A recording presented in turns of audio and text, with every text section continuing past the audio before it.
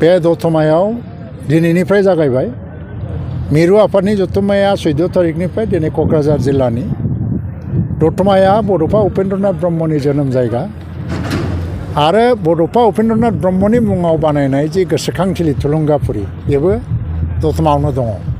बावैसो सिगां आसामनि गिबि मन्थ्रिया थुलुंगाफुरिखौ मोनसे रायजिक समाधि हिसाबै गायसननो थाखाय खोथा होबाय बा फोसावबाय। रायजिक समाधि जानाय लोगो लोगो बियो मोनसे नेशनेल लेभेल स्टेन्डार्डनि मोनसे डेस्टिनेसन जागोन आरो बेखौ नायनो थाखाय बाहाय बहुत मानसिफ्रा फैगोन।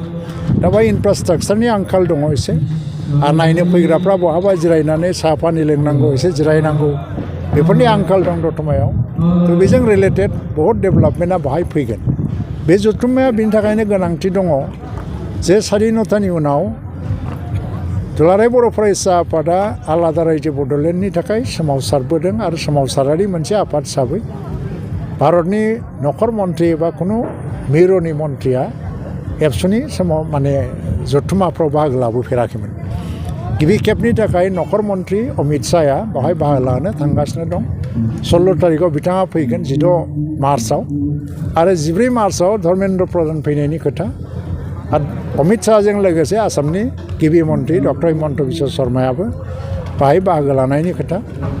16 तारिख दिनाव अमित शाहखौ बरायनो थाखाय फ्राय 2 लाखनिबो बारा मानसिया बाहाय थुबुर जाफैगोन। बिनि थाखाय थागथियारि जाबाय थादों। आं मिजिंथियो हानजा आफाद बायदिसिना आइडिय'लजिनि डिफारेन्सफोरखौ गारनानै बयबो जाहाथे बाहाय बाहागो लाफैयो आरो जाफुंसार जायो। खारन बियो भारतनिसो नखर मन्थ्रि बबेबा मोनसे हानजानिल' नङा आरो बाहाय हानजानि डिफारेन्सफोरखौ लालायनो नाङा। रायजो राजाफ्राव बयबो बाहागो लाफैनांगौ बुद्धिजिबि सानसुमैफ्रा।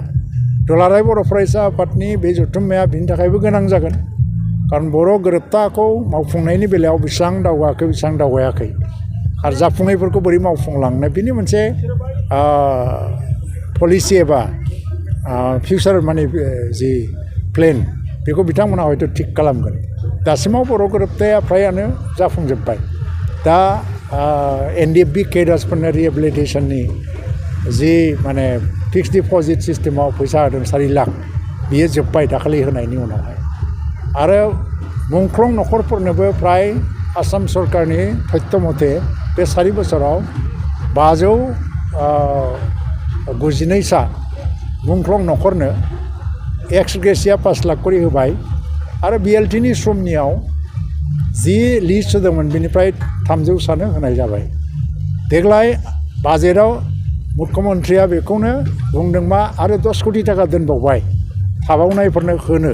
दा बेनि स्क्रुटिनि जाबाय थादों। खारन मुंख्लं नखर हिसाबै एक्स ग्रेसिया मोननांगौबा पुलिस रिपर्टआ क्लियार जानांगौ, मेडिकेल रिपर्टआ क्लियार जानांगौ, पस्टमर्टेम रिपर्टआ क्लियार जानांगौ। आरो बे डकुमेन्टफ्रा क्लियार जायाबा गभर्नमेन्टनि खुनु रुलाव जों होनो हाया। बेखौ दस्रा रोखोमै मोनसे कम्पेनसेट खालामलायनाय जायो। दा हिसाबै जोङो मावलांगासिनो दं। फार्स्टिं गामि सोसननायनि बाथ्रायाबो गिबि खेबाव खेबसे सोसनबाय, नैथि खेबाव खेबसे सोसनबाय। गिबि खेब आरो नैथि खेबनि सोसननायजों 60टा गामि हाबबाय। 60टा माने 60टाल' नङा, बे रेभिनिउ गामि। खारन लिस्ट होनायाव हेमलेट बा साब भिलेजफोरबो दंमोन। दा 60टा गामिया एक्सुवेलि हिसाब खालामनो थाङोब्ला 235सो गामि जायो। जेरैबायदि जों लिस्ट होदों आरो बेखौ बोखावजोबनानै। दा आरोबाव माखासे गामि सोसननायनि फारिया दा जागासिनो दङ। दा बे गोख्रैनो बेखौ BTC इलेक्सननि आगोलनो जों सोसननो हागोन। बे हिसाबै फारि फारि जोंनि गोरोबथाखौ मावफुंनायनि हाबाफारियाबो जाफुंलांबाय थादों। बिनि थाखायनो बे बारनि जि जथुम्मा बेयो जारिमिनारि आरो जाफुंसार जथुम्मा जागोन।